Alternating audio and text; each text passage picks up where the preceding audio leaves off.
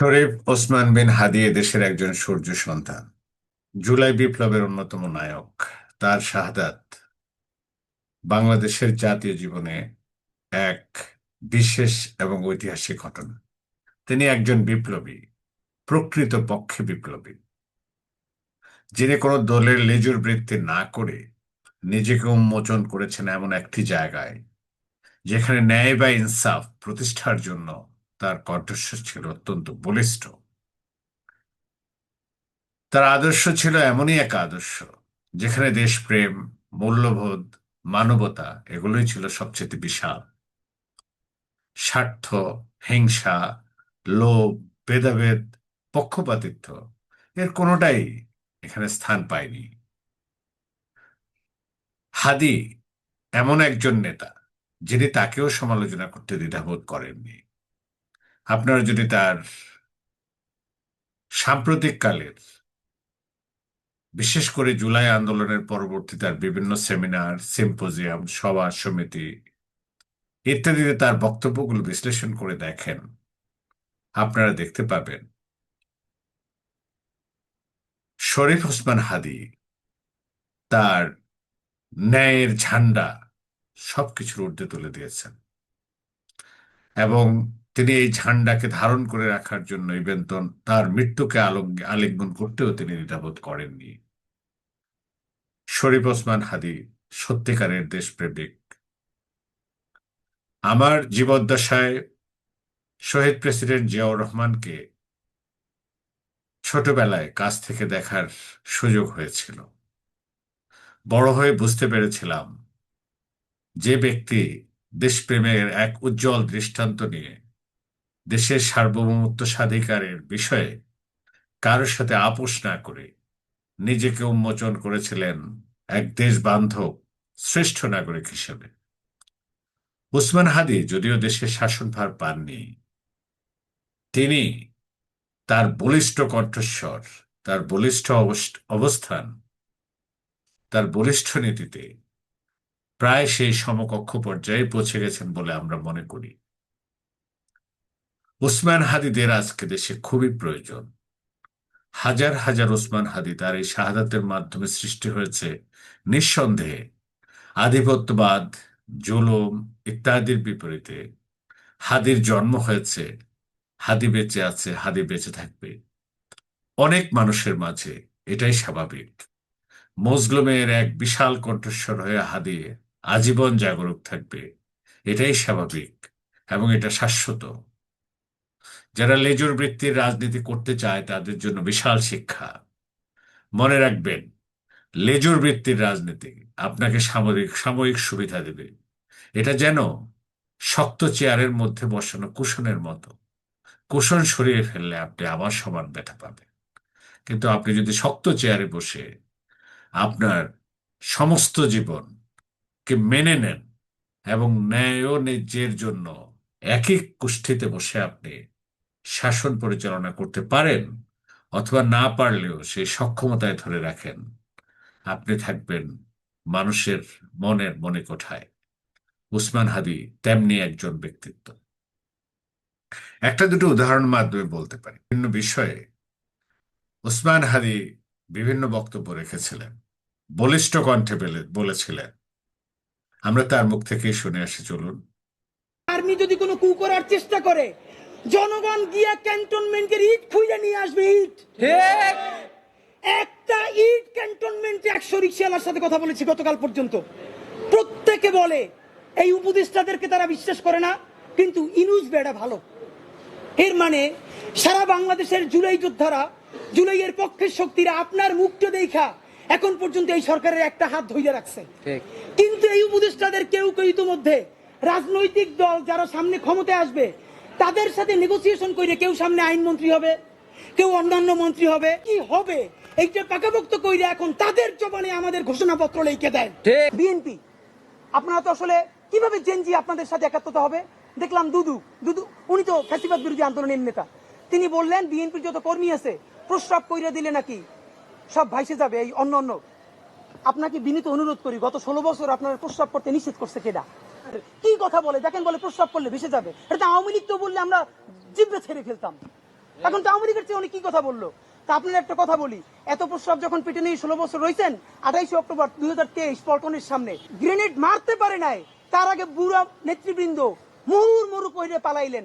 আমরা বিএনপির কর্মী না, তবু 1 ঘন্টা সেখানে স্টেজের সামনে দাঁড়াইছিলাম, কোন একজন মাঝারি মানের নেতাও আসে কিনা আমরা প্রতিরোধ গড়ে তুলবো, একজনও পারেন নাই। যত লাখ লোক আসছে, প্রস্রাব করলে তো আওয়ামী লীগ ভাইসে যাবে, তখন প্রস্রাব চাইবে কোথায় রাখছেন? মাথায় উঠেই রাখছেন। আপনাদেরকে খুবই স্পষ্ট করে বলতে চাই, মাননীয় আর্মির চিফ, পুলিশের আইজিপি এবং ইন্টারিম বাহাদুর, যত্ন নিয়ে শোনেন। যেই দিনে আমার 6টা ভাই শহীদ হয়েছে, সেই শহীদ হওয়ার দিনে যখন রাজপথে নামতে হলো, তাদের জন্য দুরূদ পড়ে মাগফিরাত কামনা করতে না পেরে এই বৃষ্টির মধ্যে রাজপথে দাঁড়াইতে হইল। যাই না রাখেন, ইনসাফের বাংলাদেশ কায়েম হওয়ার আগ পর্যন্ত এই রাজপথ আমরা ছেড়ে যাব না। নির্বাচনের পরে কেমনে থাকবেন? আপনাদেরকে একটা কথা বলি, যাদেরকে আপনারা বড় মাস্তান মনে করেন, এই মাস্তানেরা যদি মাস্তানি হইতো, এই মাস্তানেরা মাস্তানি কইরা হাসিনারে পতন করতে পারতো। এরা মাস্তান না, এরা সিটকিচোর, এরা চাঁদাবাজ, এরা ছোট ডাকাত, এরা মাফিয়া, এরা ব্যাংক লুটেরা। বড় অর্থে সার্বভৌমত্ব টিকিয়ে রাখার মাস্তানি করার কোন সাহস এবং শক্তি তাদের নাই। এখানে আমরা দেখতে পাচ্ছি উসমান হাদি কোন দলকেই ছাড়েন, প্রত্যেকটা দলকে তিনি তুলোধনা করেছেন। কিসের প্রশ্নে? ন্যায্যের প্রশ্নে, ন্যায়ের প্রশ্নে, ভারতের মতো একটা আধিপত্যবাদী রাষ্ট্রের শোষণ, দমন, পীড়ন এবং অন্য দেশের স্বাধিকারের বিষয়ে নাক গলানোর বিষয়ে যে অবস্থান, সে বিষয়ে তিনি কাউকে ছাড় দেন নাই। দুর্নীতির বিষয়ে তিনি তা কাউকে ছাড় দেননি। তিনি কথা বলেছেন দুর্নীতিবাজদের বিরুদ্ধে। ইভেন সদ্য সংগঠিত এনসিপি, এখানে যারা জুলাই যোদ্ধাদের রক্তের সাথে বেইমানি করে দুর্নীতি করেছেন, অর্থ বানিয়েছেন, তাদের ব্যাপারেও তিনি কথা বলেছেন। এই সাহসী সৈনিক নিজেকে একজন ইনসাফ কায়েমকারী হিসেবে প্রতিষ্ঠিত করতে চেয়েছেন তার জীবন দিয়ে, এবং সেই জন্য তিনি জীবনের হুমকি পেয়েছেন বারবার। তার মুখ থেকেই শুনুন কিভাবে তিনি জীবনের হুমকি পেলেন। ভুগেন না কখনো যে মনে হয় না যে জীবন নিয়ে তো শঙ্কা আছে? ধরেন এখন আমি জীবন নিয়ে শঙ্কা যদি করি, তো ভীষণভাবে প্রত্যাশা করি। আমি ছোটবেলা থেকে এই স্বপ্নটা দেখি, অনেক জায়গায় বলেছি যে একটা তুমুল মিছিল হচ্ছে অন্যায়ের বিরুদ্ধে, সেই মিছিলের সামনে আমি আছি, কোনো একটা বুলেট এসে আমার বুকটা হয়তো বিদ্ধ করে দিয়েছে, এবং সেই মিছিলে আমি হাসতে হাসতে আমি শহীদ হয়ে হাসতে আল্লাহর কাছে ভীষণ সন্তুষ্টি নিয়ে পৌঁছতে চাই যে আমি একটা ন্যূনতম ওই জীবনটা লিড করতে পারলাম, যে আমি একটা ইনসাফের হাসি নিয়ে আমি আমার আল্লাহর কাছে পৌঁছতে চাই। জীবনের হুমকি পেয়েও কি তিনি থেমে গেলেন? থামেননি। উনি জানেন মৃত্যু ওনার ঘাড়ের কাছে, কিন্তু তার প্রকৃত দেশপ্রেম তাকে থামাতে পারেন। ভীরু কাপুরুষের মতো তিনি সারেন্ডার করেননি। তিনি জানতেন heroes die once in life, hero never dies frequently and multi times, but those who are cowards, they die many a times before their death.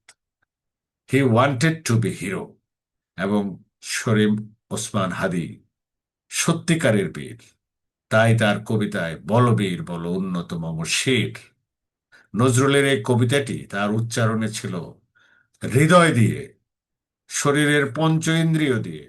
আপনারা যদি তা শুনে থাকেন, আপনারা দেখবেন আমি তার আবৃত্তির কিছু অংশ এখানে উদ্ধৃত করে, তার মুখে উদ্ধৃত করতে আপনাদের শোনাচ্ছি। আমি ঘূর্ণি, আমি পথ সম্মুখে যাহা পাই যাই চূর্ণি, আমি নিত্য পাগল ছন্দ, আমি আপনার তালে নেচে যাই, আমি মুক্ত জীবন আনন্দ, আমি হাম্বির, আমি ছায়ানট, আমি হিন্দল, আমি চলো চঞ্চল টমকি চমকি, পথ যেতে যেতে চকিতে চমকি, আমি চপলা চপল হিন্দল, আমি তাই করি ভাই যখন চাহে মন যা, করি শত্রুর সাথে গলাগলি, ভাই মৃত্যুর সাথে পাঞ্জা, আমি উন্মাদ, আমি ঝঞ্ঝা, আমি ভিতিয়ে ধরিত্রীর বলবীর চির উন্নতম মুশির। এই কবিতা আমরা অনেকে পড়েছি, কিন্তু আপনি দেখেন, যেটা রক্তের সাথে মিশে পঞ্চ ইন্দ্রিয়ে প্রত্যেকটা নার্ভের মাঝ দিয়ে মুখের মধ্য দিয়ে প্রকাশিত হয়েছে। শরীফ ওসমান হাদী হয়তো জন্মাবে অন্য রূপে, যেমনটা আবরার ফাহাদরা ছিল, আবার হাজার হাজার আবরার ফাহাদ জন্মিয়েছে। আমরা চিনতে হয়তো দেরি করে থাকি, কিন্তু আবরার ফাহাদরা আছে, শরীফ ওসমান হাদী আরো আছে, আরো জন্মাবে। কিন্তু যে শরীফ ওসমান হাদীকে আমরা হারিয়ে ফেললাম, তাকে পাওয়া এই লোভী জাগতিক চিন্তার পেশি শক্তির কাছে অবনত রাজনীতিবিদদের বুঝে ওঠার সময় থেকে গেল সবার প্রশ্নের মাঝামাঝি। অবশ্যই শরীফ ওসমান হাদীর মৃত্যুকে কেন্দ্র করে দেশে অরাজকতা কোনোভাবেই বরদাস্ত করা প্রয়োজনীয় নয় বলে আমি মনে করি। কারণ এদেশ আমাদের, এদেশের সম্পদ আমাদের, এদেশের রক্ষার দায়িত্ব আমাদের সকলের। আমরা আমাদের যে বিদ্বেষ, আগ্রাসী শক্তির বিরুদ্ধে আমাদের যে বিদ্বেষ, সেটাকে ইস্পাত কঠিন শপথের মাধ্যমে চিরজাগরূক রূপে আমরা সমরে, ঐক্যে, সম্মুখ ভাগে সবসময় সজাগ রাখব। এটাই হোক আজকের প্রতিজ্ঞা। সর্বশেষ মহান আল্লাহ রাব্বুল আলামিনের কাছে প্রার্থনা করছি, হে মাবুদ, তুমি আবরার ফাহাদের মতো শহীদ ওসমান হাদীকে তুমি জান্নাতের উচ্চ মাকাম দান করো। এই মজলুমকে তুমি এমন এক শাহাদাত দিয়েছ, যেটা দেশের লক্ষ কোটি মানুষ তার জন্য কেঁদেছে, তাকে ন্যায়ের একটি প্রতীক হিসেবে দেখেছে। তার এই গুণের কারণে তুমি তাকে ক্ষমা করে দিও।